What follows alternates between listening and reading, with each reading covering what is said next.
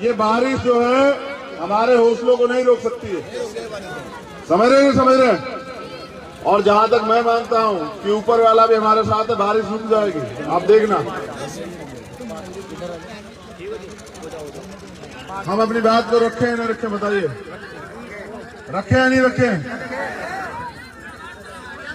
ये चांद, ये सूरज, ये सितारे मेरे साथ में रहें। बड़ी गौर से सुनिएगा। ये चांद, ये सूरज, ये सितारे मेरे साथ में रहें जब तक आपके हाथ मेरे हाथ में रहे। और साथ से टूटकर गिर जाए, और साथ से टूटकर गिर जाए, वो पत्ते नहीं है हम, आंधियों से कह दो औकात में। ये इस प्यार के लिए, इस प्यार के लिए और आपने जो इंतजार किया, वो जो एतबार हम पे दिखाया, उसके लिए बहुत बहुत शुक्रिया। लेकिन बड़ा सवाल ये है कि ये जो हमारे नौजवान हैं, इतने लंबे समय की डेमोक्रेसी लोकतंत्र में फोटो ही तो खींच रहे हैं, फोटो ही तो खिंचवा रहे हैं, नेताओं के साथ फोटो खींचते हैं, खिंचवाते हैं, और कौम परस्ती जीरो, हमारे लोगों के हालात जीरो। आज भी देश में ए भैया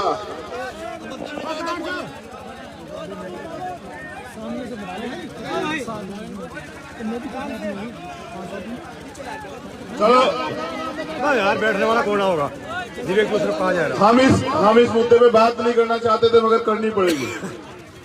पूरी दुनिया को रास्ता दिखाने वाले लोग, देखो मेरी बात को गौर करना, अमल, पूरी दुनिया को अमल का रास्ता, मोहब्बत का रास्ता, अमन का रास्ता, अमन का पैगाम देने वाली कौम, तो कहां कमी रह गई कि इस देश के लिए कुर्बानी देने वाली कौम। रेशमी रुमाल तहरीक जहां से चली, मैं वहां से आता हूं। और जब ये नहीं बना था, जब ये नहीं बना था उत्तराखंड, तो आप भी उसी का हिस्सा थे। और एक पेड़ और एक मौलवी, इस देश की आजादी के लिए कितनी बड़ी कुर्बानी। एक पेड़ और एक मौलवी मार के लटकाया गया, तब जाके देश को आजादी मिली। चाहे शामली का तोपखाना लूटा गया हो, ये तो हमारे नौजवान बच्चे अभी सिगरेटों के धुएं में नहीं बोल समझ पा रहे हैं। ये तो निकल जाएगा, अभी एनआरसी सीए में निकाल रहे थे वो, इनकी हंसी तो सब बाहर हो जाएगी। इनको नहीं फिक्र है, इनको ना कौम की फिक्र है, इनको किसी चीज की फिक्र नहीं है। अपने मजे में, अपने नशे में, और इस नशे में आने वाली नस्लें बर्बाद हो जाएंगी, इनको नहीं पता है।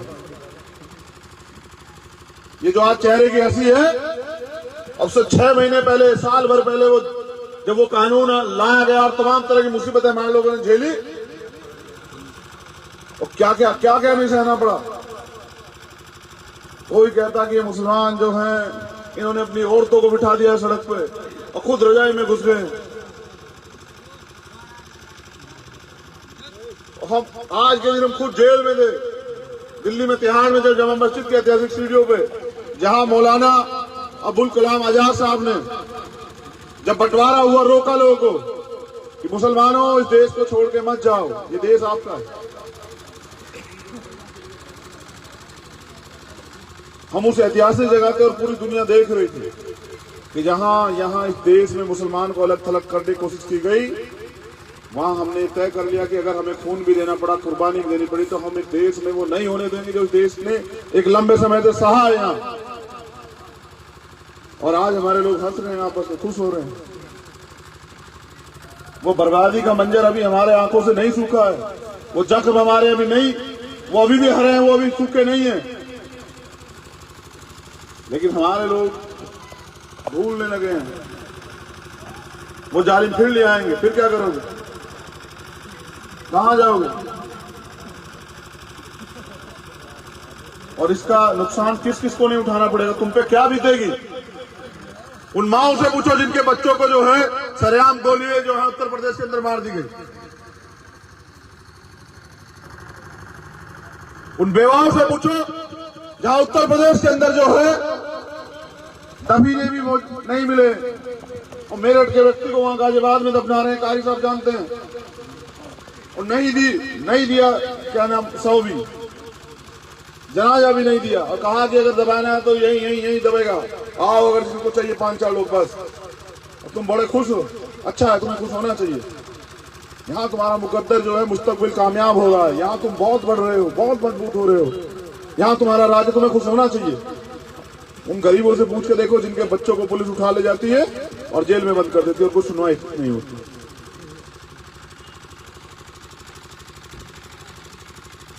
ये उनकी कमी नहीं है, वो तो उनकी तो फितरत ही ऐसी है। ये उनकी कमी नहीं है, उनकी तो फितरत ही ऐसी है। हमारे लोग तय करें कि कब तक ढोलक बन के जो है इस देश में बजते रहना, ये आपको तय करना। हम तो न हम आरएसएस से डरते, न भाजपा से डरते, न उनके किसी संगठन से डरते, और न हमारा सर कभी झुकेगा। हम बिकाऊ नहीं, हम टिकाऊ, और गर्दन कट जाएगी लेकिन झुकेगी नहीं, कोई समझौता नहीं होगा उन लोगों से। लेकिन आप ये सोचिए कि जब आपके लिए कोई लड़ रहा हो, आपके लिए उस अपना मान के आपकी लड़ाई को लड़ रहा हो, अगर आपका साथ नहीं देंगे तो वो लड़ेगा कैसे?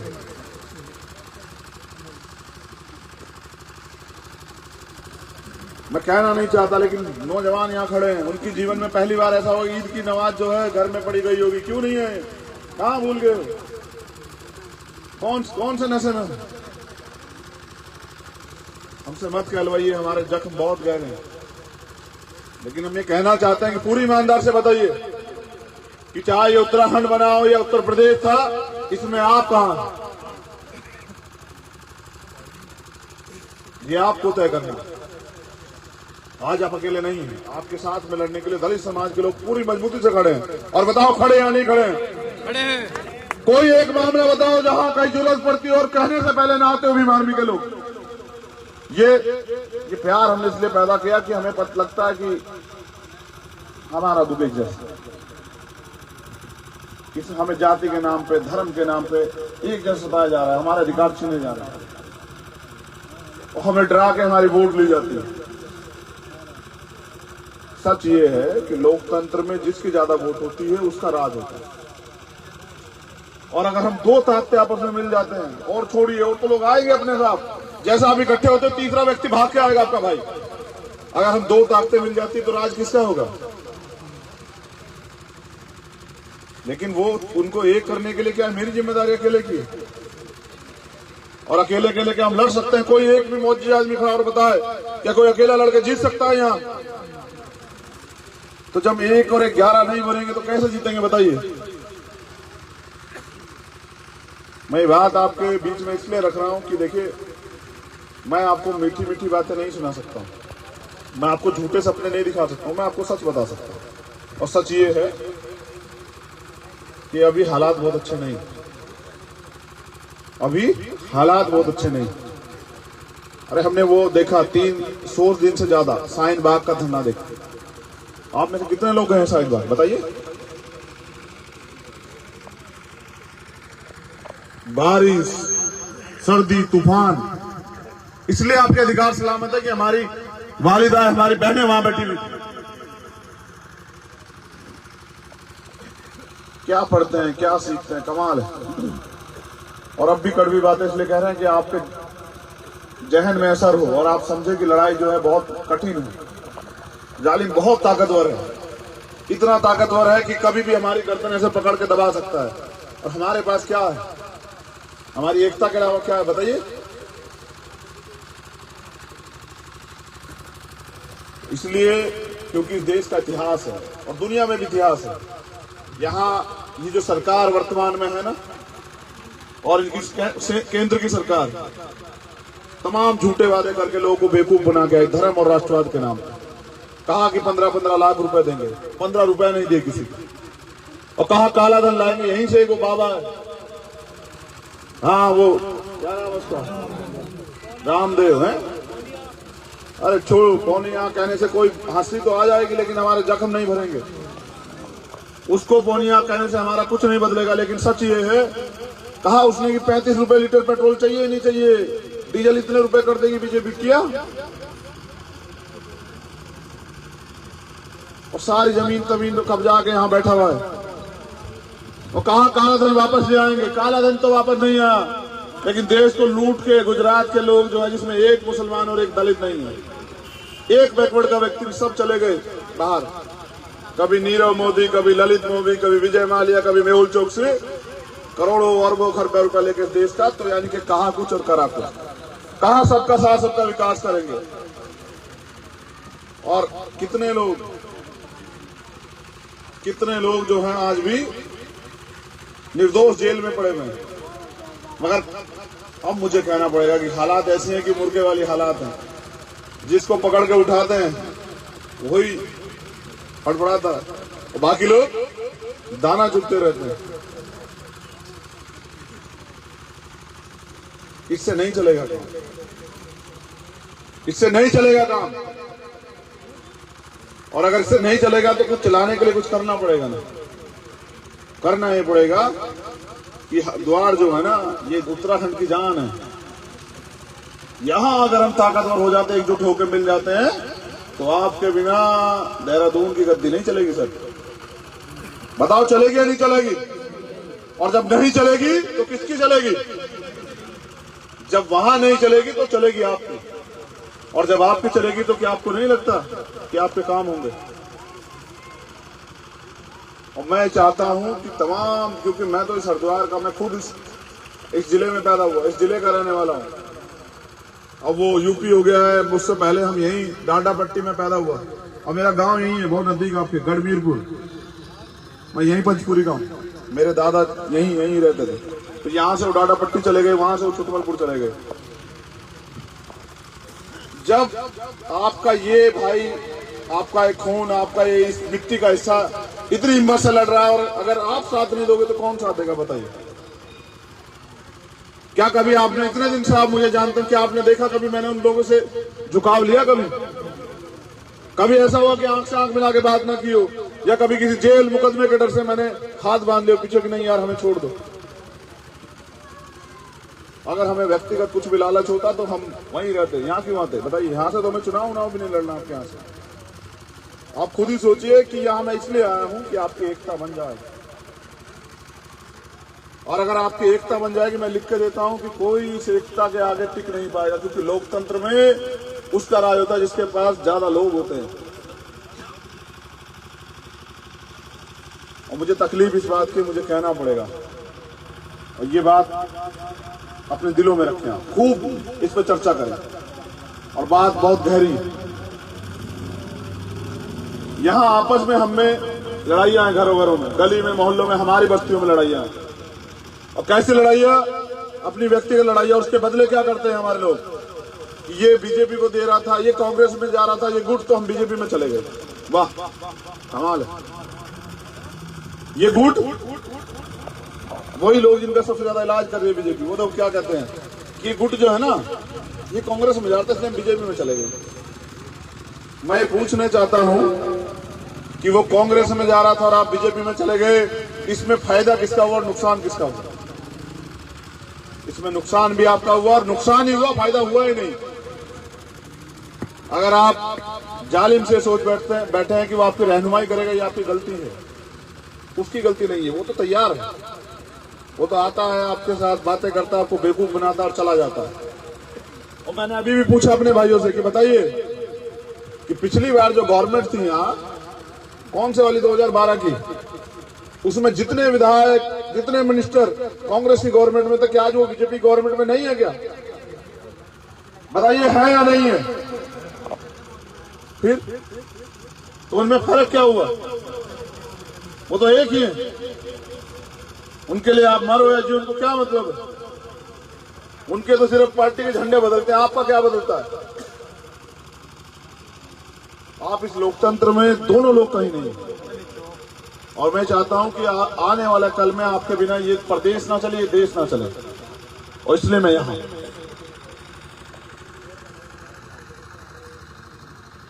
मैं अब ज्यादा आपसे शिकायत नहीं करूंगा।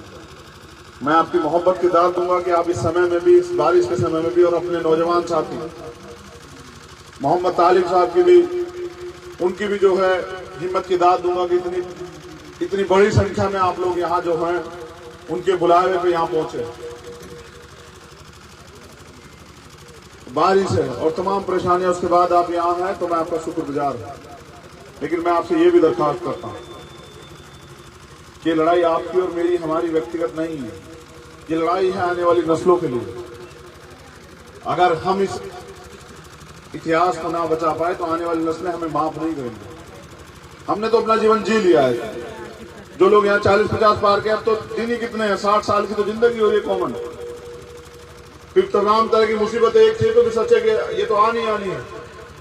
लेकिन सत्य ये है कि आप जिंदा रहते भी जीवित थे या नहीं, क्योंकि जब आप अन्याय हो रहा उसका विरोध न कर पाए तो आप जिंदा नहीं है। तो मैं किसी भी कमजोर पर अन्याय होता है मैं जाकर खड़ा होकर उसको विश्वास दिलाता हूं कि आप अकेले नहीं। और मैं चाहूंगा कि अगर आप मुझे विश्वास दिलाएंगे कि चंद्रशेखर आप अकेले नहीं है, तो मैं पूरी जिम्मेदारी से कहता हूं कि मैं लगातार आऊंगा इस क्षेत्र में और इस हरिद्वार को जो है आपकी इतनी बड़ी ताकत बना दूंगा,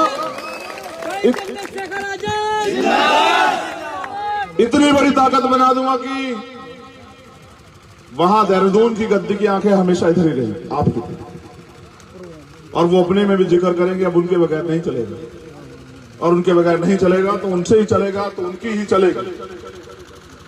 आज तो जीरो है, कुछ नहीं है, समझ रहे हैं, कुछ नहीं है। क्या आपके बच्चों को रोजगार मिल रहा है? क्या अच्छी तालीम मिल रही है? और मैं कहना नहीं चाहता क्योंकि ये बहुत छोटा सा प्रदेश है, लेकिन मैं ऐसे प्रदेश से आता हूं जहां एक शख्स है बहुत बेइंतहा जो है, मैं उनको उनके कार्य को सलाम करता हूं, जिनका नाम है मोहम्मद आजम खान। और उनकी गलती सिर्फ ये है कि उन्होंने तालीम के लिए, गरीबों के बच्चों के तालीम के लिए यूनिवर्सिटी बनाई, बाकी कोई चोरी नहीं की है, कोई चोरी नहीं की है। मेरा उनका दूर दूर का कोई रिश्ता नहीं है, लेकिन वो एक जिम्मेदार व्यक्ति है और ईमानदार व्यक्ति, इसलिए मैं उनकी कदर करता हूं। और मैं ये बात आपको कहना चाहता हूं कि आज वो मुसीबत में, उसको सजा इस बात की मिल रही है कि उन्होंने एक यूनिवर्सिटी बनाई जिसमें मुसलमान बच्चे आराम से पढ़ पा रहे। उस यूनिवर्सिटी का बनाने का गुनाह उन्होंने किया। वो पैसा कमा लेते, कोई दिक्कत नहीं थी। आज वो जेल में है, उनकी पत्नी भी जेल में थी, अभी छुट्टी है, उनका बेटा भी जेल में। और अगर इस तरह से आप लड़ने वालों का साथ छोड़ोगे तो सब लड़ेगा कौन, बताइए? वो वहां है रामपुर में और हम यहां हैं। आज उनका जिक्र इसलिए हो रहा है कि लगा कि नहीं आप भूल जाते। ये भूलने कला बदल दी, बहुत बिगड़ जाएगा सब। भूलने का ये अगर कला नहीं भूले तो लोग हमें भूल जाएंगे, याद रखेगा। मेरी यही दरखास्त है आपसे। मुझे आपने बुलाया, मुझे समय दिया, मेरा इंतजार किया, मैं आपको मुबारकबाद देता हूं, शुक्रिया।